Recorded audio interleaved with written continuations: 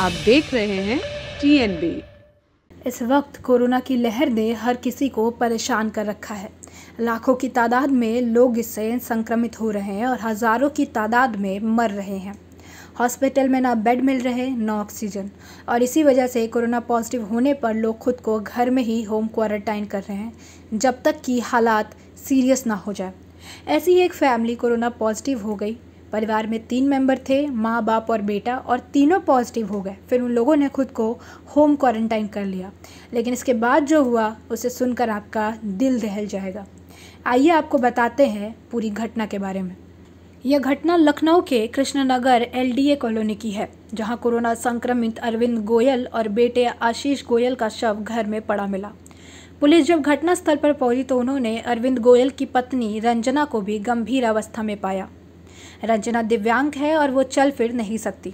उसने पुलिस को बताया कि होम आइसोलेशन के रहने के दौरान ही पिता और पुत्र की मृत्यु हो गई। वहीं रंजना दोनों के शव के साथ पिछले 4 दिनों से रह रही थी।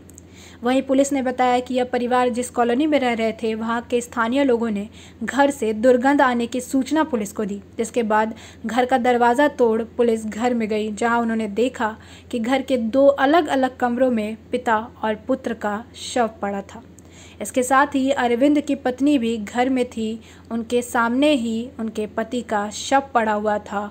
वह खुद भी कोरोना संक्रमित थी। उन्होंने बार बार आवाज़ लगाई, मदद की, गुहार की, लेकिन उनकी चीखें कोई नहीं सुन पाया।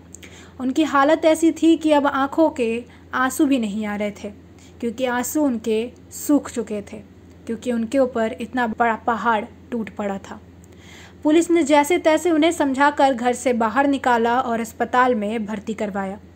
पड़ोसी की माने तो उन लोगों ने 4 दिन से परिवार के किसी सदस्य को बाहर आते जाते नहीं देखा। इससे पहले अरविंद और उनके पुत्र बाहर जाया करते थे और घर का सामान वगैरह खरीद कर लाया करते थे। लेकिन जैसे ही वह कोरोना पॉजिटिव हुए, उन्होंने खुद को होम क्वारंटाइन कर लिया, जिसके बाद से 4 दिनों से उन्हें किसी ने नहीं देखा।